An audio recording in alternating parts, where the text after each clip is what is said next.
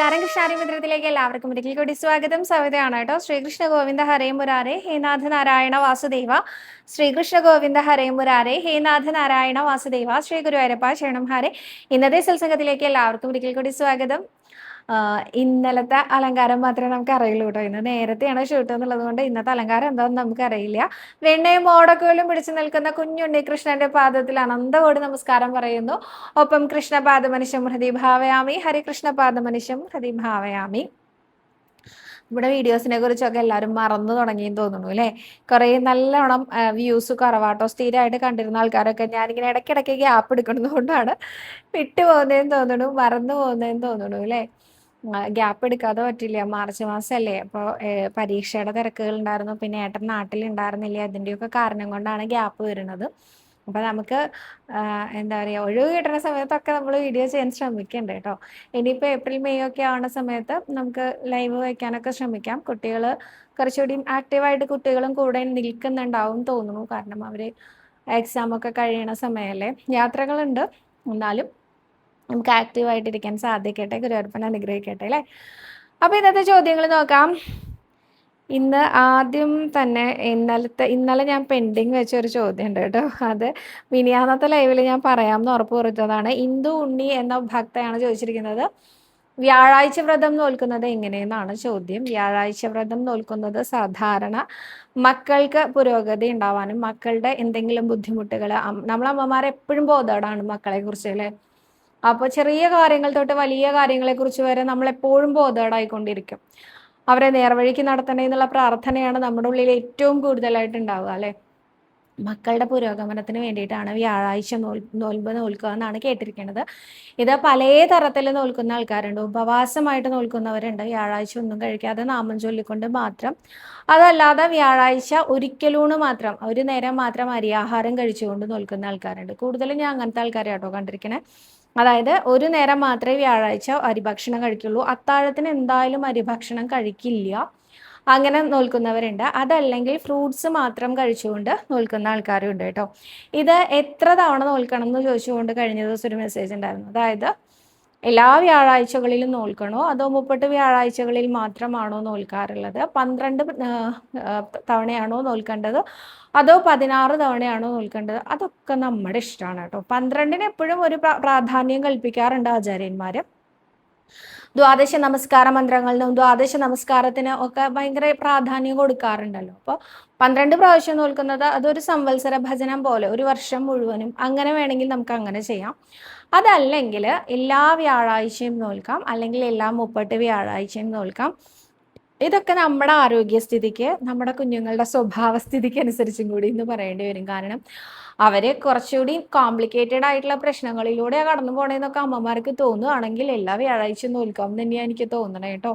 എന്തായാലും ഗുരുവായൂരപ്പൻ്റെ ഒരു പ്രൊട്ടക്ഷൻ വലയം എപ്പോഴും അവർക്ക് ചുറ്റും ഉണ്ടാവാനായിട്ടാണ് ഈ വ്യാഴാഴ്ച വ്രതം നമ്മൾ സ്വീകരിക്കാറുള്ളത്. ഇനി വ്യാഴാഴ്ച വ്രതത്തിൻ്റെ സമയത്ത് എന്തൊക്കെ മന്ത്രങ്ങൾ ചൊല്ലണം എന്നാണെങ്കിൽ കഴിയാവുന്ന അത്ര നാമം ജപിക്കുക. ഇത് നിങ്ങൾക്ക് ഇഷ്ടമുള്ള നാമമാവാം, നാരായണ നാമമാവാം, ഹരേരാമമന്ത്രം ആവാം. ഇഷ്ടമുള്ള മന്ത്രങ്ങൾ കൊണ്ട് നിങ്ങൾ ഉപാസിച്ചോളൂ. ഒപ്പം വിഷ്ണു സഹസ്രനാമം ചൊല്ലുക, നാരായണ കവച മന്ത്രം ചൊല്ലുക. ഇതൊക്കെ പിന്നെ അതുപോലെ തന്നെ ഭാഗവതത്തിലെ 12-ാം അധ്യായം ചൊല്ലുക. അതായത് ഭാഗവതം മുഴുവനായിട്ടും വായിക്കാൻ അറിയാത്ത ആളുകളാണ് നമ്മൾ കൂടുതൽ ആൾക്കാർ. കുറേ അമ്മമാർക്ക് അറിയുണ്ടാവും കേട്ടോ. അറിയാത്ത ആൾക്കാരുടെ ദശമസ്കന്ധത്തിൽ 12-ാം അധ്യായം, അതായത് അത് ചൊല്ലുകയാണെങ്കിൽ 12-ാം അധ്യായം ചൊല്ലിയാൽ ആ ഒരു ഇത് മുഴുവനായിട്ട്, അതായത് ഗുരുവായൂരപ്പൻ്റെ അവതാര തൊട്ടിട്ടുള്ള എല്ലാം ഉൾപ്പെടുത്തിക്കൊണ്ടുള്ള ഒറ്റ അധ്യായമാണ് ഇത്. അത് സപ്താഹവേദികളിലൊക്കെ ചൊല്ലുക എന്ന് പറയുന്നത് ഏറ്റവും അവസാനത്തെ ദിവസമാണ് വരിക 12-ാം അധ്യായം ചൊല്ലൽ. അത് കേട്ടാൽ മുഴുവനായിട്ടും കേട്ട ഫലമാണ് എന്ന് പറയാറുണ്ട്. അപ്പോൾ അങ്ങനെ 12-ാം അധ്യായം ചൊല്ലാൻ പറ്റുന്ന ആൾക്കാർ അങ്ങനെ ചൊല്ലുക കേട്ടോ. അതും വളരെ വിശേഷമാണ്. അങ്ങനെയുള്ള ഭഗവാന്റെ, അതായത് കൂടുതൽ നാമം ജപിച്ച് അന്നത്തെ ദിവസം കഴിച്ചു കൂട്ടുക എന്നുള്ളത് മാത്രമേ അതുകൊണ്ട് ഉദ്ദേശിക്കുന്നുള്ളൂ, വേറെ ഒന്നും ഉദ്ദേശിക്കണില്ല. അങ്ങനെ ചെയ്യാൻ സാധിക്കട്ടെ. മനസ്സിലായി എന്ന് വിചാരിക്കണം. ഇനി എന്തെങ്കിലും ഡൗട്ട് ഉണ്ടെങ്കിൽ ചോദിച്ചോളൂ കേട്ടോ.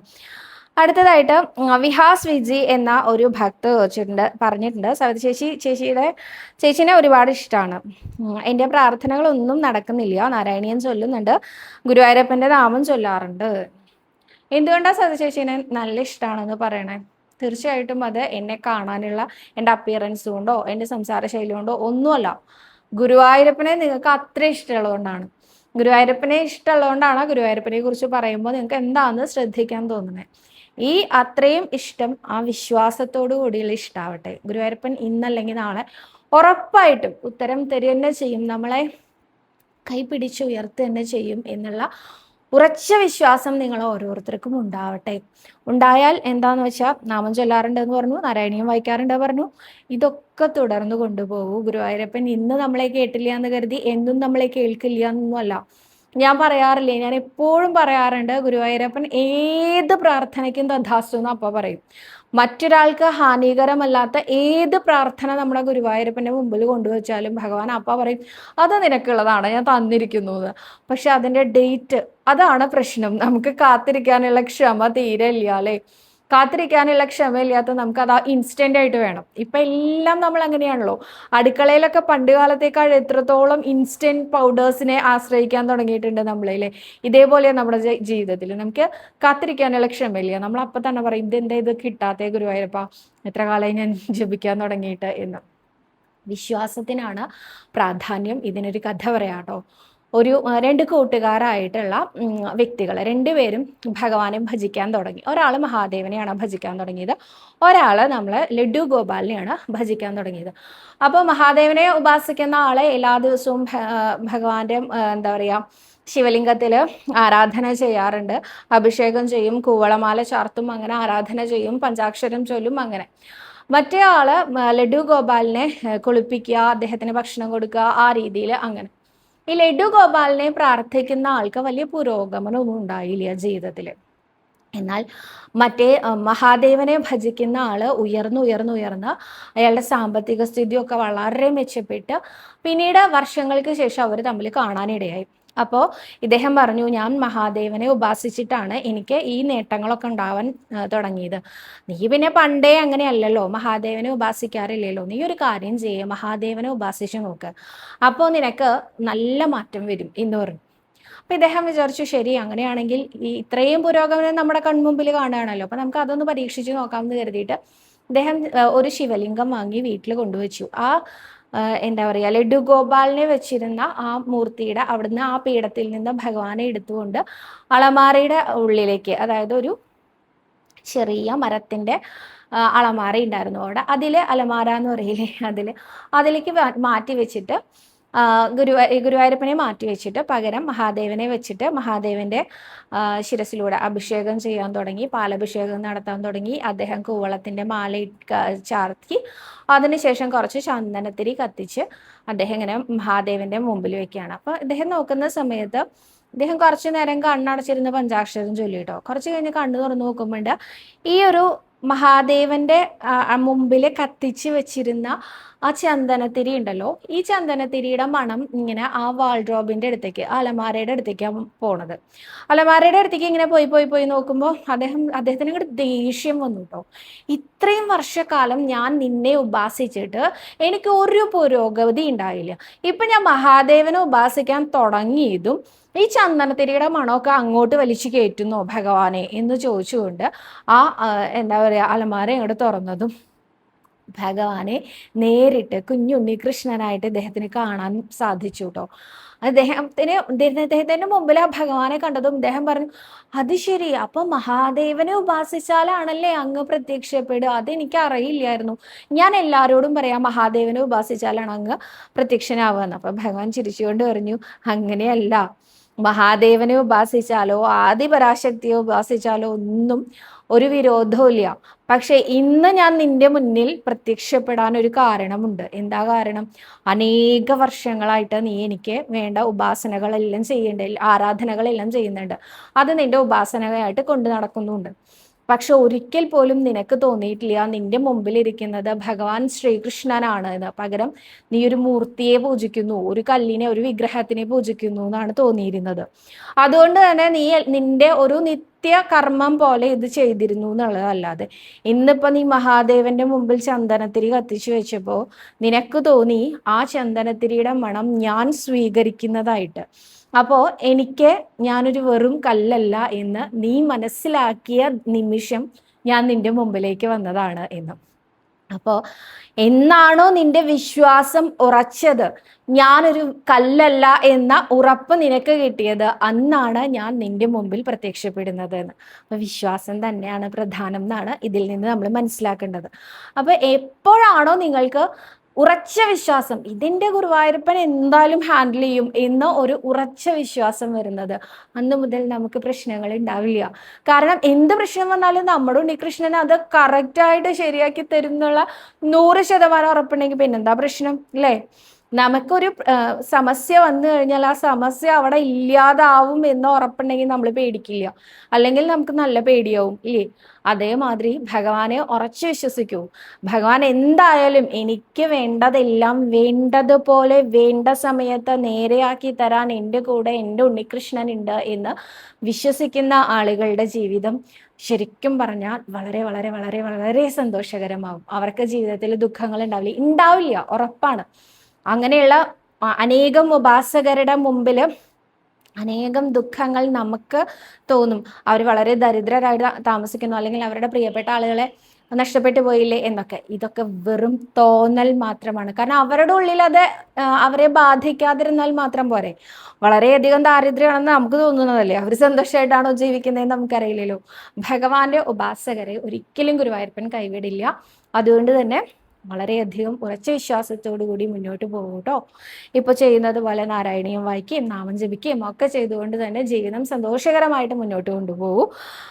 അടുത്തതായിട്ട് സുകുമാരി എന്ന ഭക്തയാണ് പറഞ്ഞിരിക്കുന്നത്, സൈത ഇത് വായിക്കാതിരിക്കരുത്. ഞാൻ 62 വയസ്സ് കഴിഞ്ഞ വിധവയാണ്, ആരോഗ്യ പ്രശ്നമുണ്ട്. എൻ്റെ മകളുടെ വിവാഹ ആവശ്യത്തിന് വെച്ചിരുന്ന കുറച്ച് പണം അത്രയ്ക്ക് വേണ്ടപ്പെട്ട ഒരാൾ വാങ്ങി.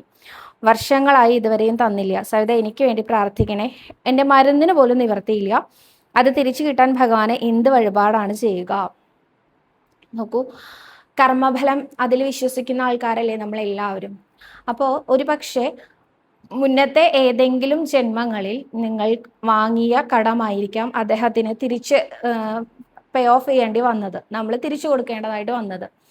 അതുകൊണ്ട് തന്നെ നിങ്ങൾ അതിനെക്കുറിച്ച് ഓർത്ത് വിഷമിക്കുകയേ വേണ്ട. മകളുടെ വിവാഹം, മരുന്നിൻ്റെ ആവശ്യങ്ങൾ, നിത്യനിദാനത്തിനുള്ള പണം, ഇതല്ലേ നിങ്ങളുടെ ആവശ്യം? ഇത് മാത്രം ചിന്തിച്ചാൽ മതി. മറ്റാൾ കൊണ്ടുപോയി, ആ കൊണ്ടുപോയത് കൊണ്ട് അദ്ദേഹത്തിന് കോടീശ്വരനാവാൻ പറ്റുമോ? എന്നാൽ അവനാവട്ടെ. അതല്ലെങ്കിൽ അവനെ നമ്മൾ തിരിച്ചു കൊടുക്കാനുള്ള പണമായിരിക്കാം ഏതെങ്കിലും തരത്തിൽ, ഏതെങ്കിലും ജന്മത്തിൽ. അങ്ങനെ വിചാരിച്ച് സമാധാനിക്കൂ. പക്ഷെ നമുക്ക് അങ്ങനെ വിചാരിച്ച് സമാധാനിക്കണമെങ്കിൽ നമ്മുടെ കയ്യിൽ അത്രയും പൈസ വേറെയും വേണം, അല്ലേ? എന്നാലല്ലേ നമുക്കിത് സമാധാനമായിട്ട് അത് പോയിക്കോട്ടെ എന്ന് വിചാരിക്കാൻ പറ്റുള്ളൂ.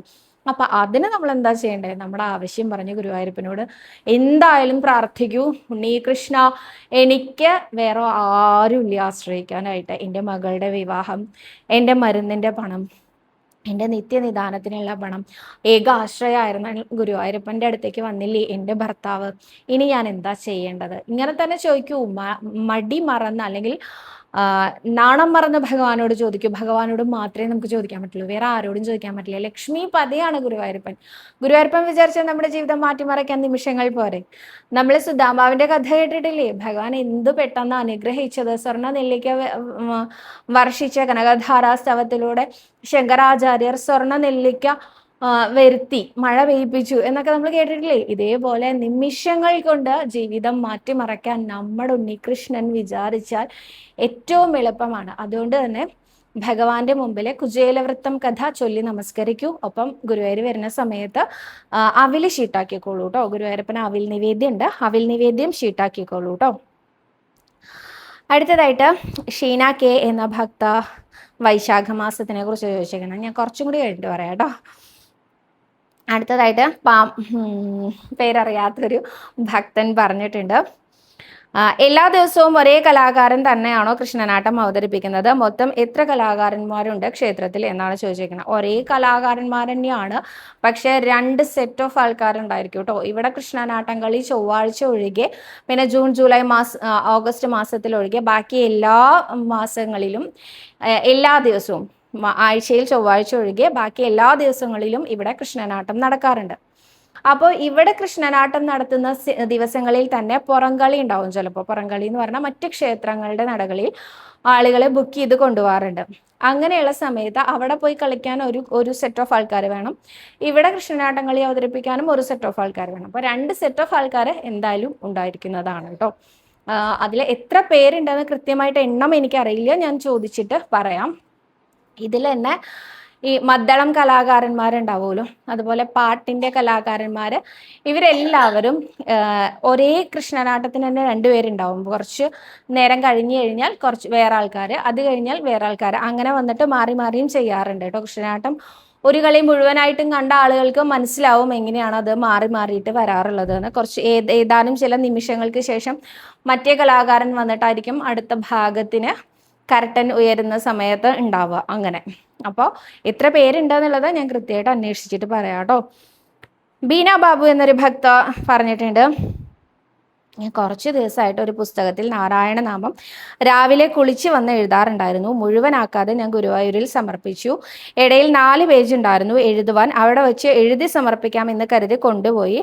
അവിടെ വെച്ച് സമയം ഏറെ ആയതിനാൽ സമർപ്പിച്ചിട്ട് വീട്ടിലേക്ക് പോകുന്നു. അത് ദോഷമാകുമോ എന്നൊരു പേടിയുണ്ട്, എന്ത് ചെയ്യണം എന്നാണ് ചോദ്യം. അത് ശരിയാണ്. ഗുരുവായൂരപ്പൻ നേരെ വന്നിട്ട് നമ്മുടെ ആ നാമപുസ്തകം എടുത്ത് ഇങ്ങനെ മറച്ചു നോക്കുന്ന സമയത്ത് 4 പേജ് എഴുതിയത് കണ്ടില്ല. ഉടനെ ഗുരുവായൂരപ്പൻ പറഞ്ഞു, ഇത് ആരാണ് ഇവിടെ സമർപ്പിച്ചത്? ഇങ്ങനെ ഇൻകംപ്ലീറ്റ് ആയിട്ടുള്ള പുസ്തകം ഇവിടെ സമർപ്പിക്കാൻ ആർക്കാണ് ഇത്ര ധൈര്യം വന്നത്? എനിക്ക് അവരെ ഒന്ന് കാണണം, ശിക്ഷ നൽകണം എന്ന് പറയുന്ന ഒരു ഈശ്വരനാണോ നമ്മുടെ ഗുരുവായൂരപ്പൻ? ഒരു നാമം എഴുതിയാൽ ഭഗവാന്റെ കണ്ണിൽ നിന്ന് ധാരയായിട്ട് കണ്ണുനീര് വരും. എന്താ കാരണം എന്നറിയോ? എത്രയോ തിരക്കുകൾക്കിടയിൽ, എത്രയോ ജീവിത സാഹചര്യമാകുന്ന തിരക്കുകൾക്കിടയിൽ, പ്രാരബ്ധങ്ങൾക്കിടയിൽ ഇവൾ എന്നെ ആലോചിച്ച് ഇത്രയും എൻ്റെ നാമങ്ങൾ എഴുതി എൻ്റെ മുമ്പിൽ സമർപ്പിച്ച ഇവളുടെ കൂടെ ഞാൻ എപ്പോഴും ഉണ്ടാകേണ്ടതല്ലേ എന്ന് കരുതിയിട്ടായിരിക്കാം ആ പുസ്തകം നമ്മുടെ ഉണ്ണികൃഷ്ണൻ സ്വീകരിക്കുന്നത്. അത്രയധികം കാരുണ്യവാനാണ് ഉണ്ണികൃഷ്ണൻ. ഉണ്ണികൃഷ്ണന്റെ കാരുണ്യം പറഞ്ഞാൽ അവിടെ കോപത്തിന് യാതൊരു സ്ഥാനവും ഇല്ല, അവിടെ ദോഷങ്ങൾക്കൊന്നും ഒരു സ്ഥാനവും ഇല്ല കേട്ടോ. നമുക്ക് ഒരു നാമം ജപിക്കാൻ കഴിഞ്ഞാൽ അത്രയധികം പുണ്യമായി. നമുക്ക് 10 നാമം ജപിക്കാൻ കഴിഞ്ഞാൽ അത് മതി ഭഗവാന്റെ മുമ്പിൽ. ആ 10 നാമത്തിന് അവിടെ എന്തായാലും വാല്യൂ ഉണ്ടായിരിക്കും. 2 or 3 പേജ് വിട്ടുപോയി എന്ന് കരുതി എന്ത് ദോഷം വരാനാണ്? അത്രയും നമുക്ക് എഴുതി സമർപ്പിക്കാൻ കഴിഞ്ഞത് ഗുരുവായൂരപ്പൻ നമ്മളിൽ അത്രയധികം കടാക്ഷിച്ചത് കൊണ്ടാണ് കേട്ടോ. ഗുരുവായൂരപ്പന്റെ മുമ്പിൽ അങ്ങനെ ദോഷങ്ങളൊന്നുമില്ല, ഒരു ദോഷ വിചാരവും വേണ്ട, ദോഷങ്ങളൊന്നും തന്നെ സംഭവിക്കുന്നതല്ല കേട്ടോ. എന്നാലും യോഗേശ്വരനാണ് ഭഗവാൻ, നമുക്ക് എന്തും ചെയ്യാം എന്നുള്ള ഒരു മെസ്സേജ് അല്ല കേട്ടോ ഞാൻ ഇവിടെ തരുന്നത്. അങ്ങനെ വിചാരിക്കുകയേ ചെയ്യരുത്. യോഗേശ്വരനാണ് ശ്രീ ഗുരുവായൂരപ്പൻ. അതിനിപ്പോൾ ഒരു ഉദാഹരണം പറയുകയാണെങ്കിൽ, രാജ്യം ഭരിക്കുന്ന പ്രധാനമന്ത്രി നമ്മളുടെ കൂടെ പഠിച്ച ഒരാളാണ് വിചാരിക്കുക. നമ്മുടെ കൂടെ പഠിച്ച ആളാണ്, നമുക്ക് തോളിൽ കൈയിട്ട് നടക്കാവുന്ന അത്ര സ്വാതന്ത്ര്യമുള്ള ഒരു വ്യക്തിയാണ്. നമ്മുടെ എന്ത് പ്രശ്നങ്ങൾക്കും അദ്ദേഹം നമ്മുടെ കൂടെ ഉണ്ടായിരുന്ന ഒരാളായിരുന്നു. പെട്ടെന്ന് അദ്ദേഹം മന്ത്രിയായി എന്ന് വിചാരിക്കാം. അപ്പോൾ അല്ലെങ്കിൽ അദ്ദേഹം മന്ത്രിയായിരുന്നു എന്ന് നമുക്ക് അറിയില്ല എന്ന് വിചാരിക്കാം. മന്ത്രിയാണ് അദ്ദേഹം, പ്രധാനമന്ത്രിയാണ് അദ്ദേഹം. അദ്ദേഹം ഹൈലി സെക്യൂർഡ് ആയിട്ടുള്ള സെക്യൂരിറ്റി ഗാർഡിനോട് കൂടി പോകുന്ന സമയത്ത് എടാ നിനക്ക് സുഖമല്ലേ, അങ്ങനെ നമ്മൾ ചോദിക്കാറില്ല ഒരിക്കലും, അല്ലേ? അദ്ദേഹത്തിനെ കാണാനായിട്ട് നമ്മൾ അദ്ദേഹത്തിൻ്റെ മുറിയിലേക്ക് ഇടിച്ചു കയറി ചെല്ലാറില്ല. അവിടുത്തെ സെക്യൂരിറ്റി പ്രൊസീജിയേഴ്സ് ഉണ്ടാവും. അത് മുഴുവൻ നമ്മൾ ആ ഫോർമാലിറ്റീസ് മുഴുവൻ കംപ്ലീറ്റ് ചെയ്താൽ മാത്രമേ നമുക്ക് അദ്ദേഹത്തിനെ കാണാൻ സാധിക്കുള്ളൂ, അല്ലേ? അതേമാതിരി യോഗേശ്വരനാണ് ഗുരുവായൂരപ്പൻ. ആ ഗുരുവായൂരപ്പനും നമ്മളും മാത്രമുള്ള സന്ദർഭത്തിൽ നമുക്ക് എങ്ങനെ വേണമെങ്കിലും ഗുരുവായൂരപ്പനോട് എന്താ പറയുക, ഉണ്ണികൃഷ്ണ നിനക്ക് സുഖമല്ലേ, നീ സന്തോഷമായിട്ടിരിക്കണില്ലേ എന്നൊക്കെ ചോദിക്കുന്ന ഭക്തജനങ്ങളുണ്ട്. അങ്ങനെ ചോദിക്കാം, ചോദിക്കുന്നതിൽ വിരോധമില്ല. പക്ഷെ എന്ന് കരുതി എടാ കൃഷ്ണ നീ ഉണ്ടല്ലോ എനിക്ക് വേണ്ടിയിട്ട് ഇന്ന കാര്യം ഇപ്പൊ തന്നെ ചെയ്തു തരണം, ഈ രീതിയിൽ ഒന്നും പറയാൻ പറ്റില്ല കേട്ടോ. നമ്മുടെ യോഗേശ്വരൻ ഉണ്ണികൃഷ്ണനാണ്. അദ്ദേഹം ഭക്തരിൽ ഉത്തമൻ ആയിട്ടുള്ള ആള് ഉദ്ധവനാണ് എന്ന് ഒരു പ്രസ്താവന നടത്തിയിട്ടുണ്ട്. അപ്പോൾ ഉദ്ധവന്റെ ഭക്തിഭാവം എന്ന് പറഞ്ഞാലുണ്ടല്ലോ ഭഗവാനെ ദാസനായിട്ടാണ് അദ്ദേഹം, ഭഗവാന്റെ ദാസനായിട്ടാണ് അദ്ദേഹത്തിനെ സ്വയം സങ്കല്പിക്കുന്നത്. അത്രയും ദാസ്യഭാവത്തിലുള്ള ഭക്തിയാണ് ഈ ഒരു ഉദ്ധവന് ഉള്ളത്. അപ്പോൾ അദ്ദേഹത്തിനെയാണ് ഉത്തമ ഭക്തനായിട്ട് കണക്കാക്കുന്നതെങ്കിൽ ആ ഒരു ഭക്തിഭാവം എങ്ങനെ വേണം എന്നുള്ളത് നമുക്ക് തീരുമാനിക്കാവുന്നതാണ്. എന്നാലും ഗുരുവായൂരപ്പന്റെ മുമ്പിൽ അങ്ങനെ നിയമങ്ങളൊന്നുമില്ല. നമ്മളെ ശിക്ഷിക്കാനുള്ള ആളല്ല ഭഗവാൻ, നമ്മളെ രക്ഷിക്കാനുള്ള ആളാണ്. ഓൾവേസ് നമ്മളെ രക്ഷിച്ചുകൊണ്ടേയിരിക്കട്ടെ.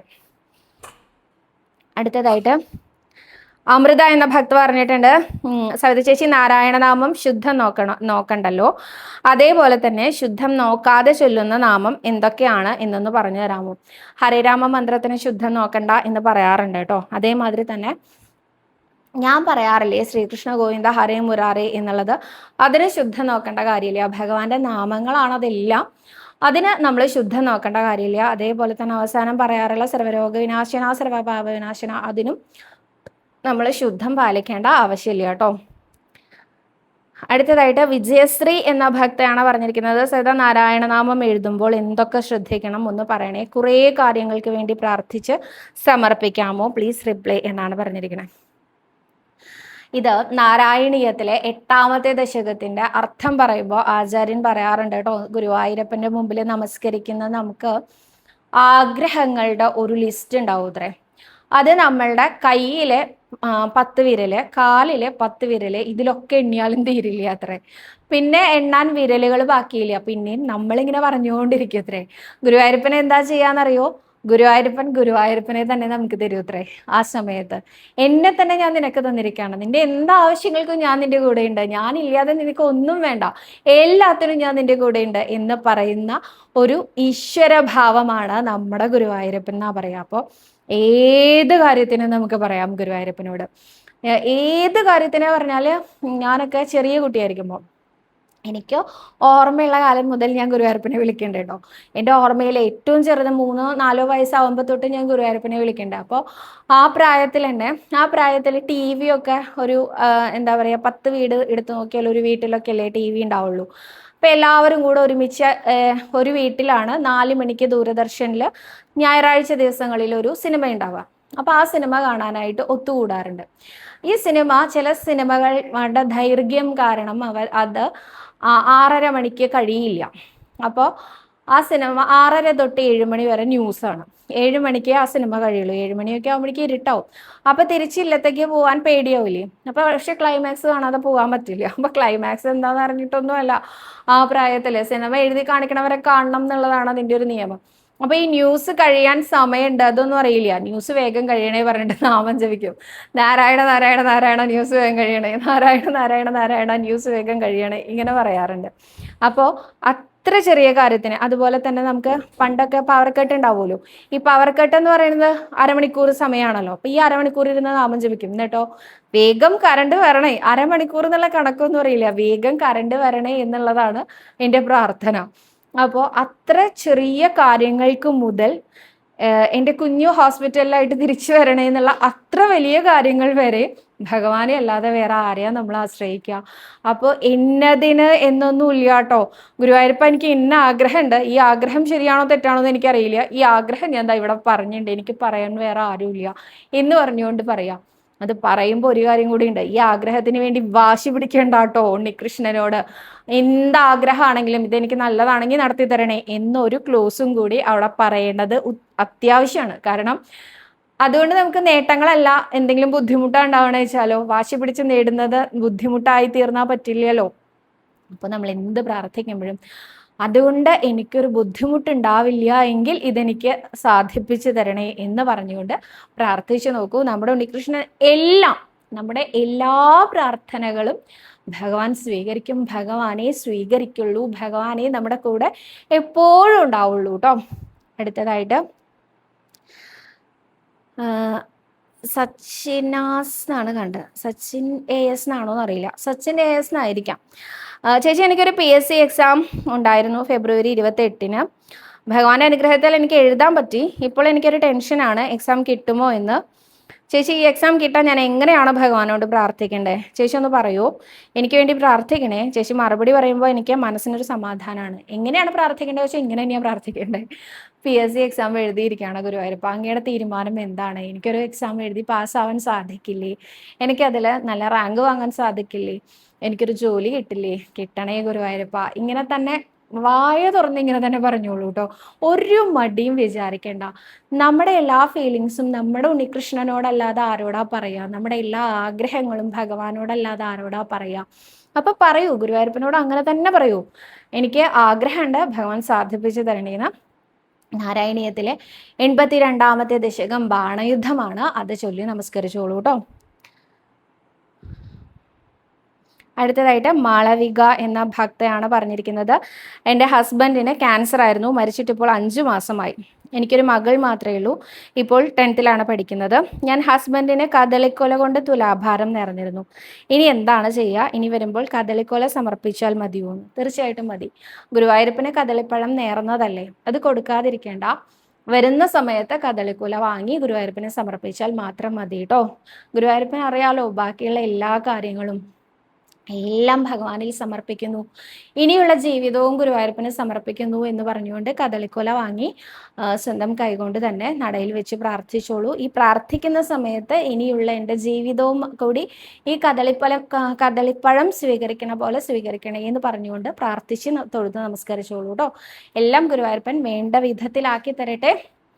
അപ്പൊ ഇന്ന് അത്രയും വിശേഷങ്ങളേ ഉള്ളൂ. നാളെ കൂടുതൽ വിശേഷങ്ങളും കൂടുതൽ ചോദ്യങ്ങളും ഉത്തരങ്ങളും ഒക്കെ ആയിട്ട് വരാമെന്ന് വിചാരിക്കുന്നു.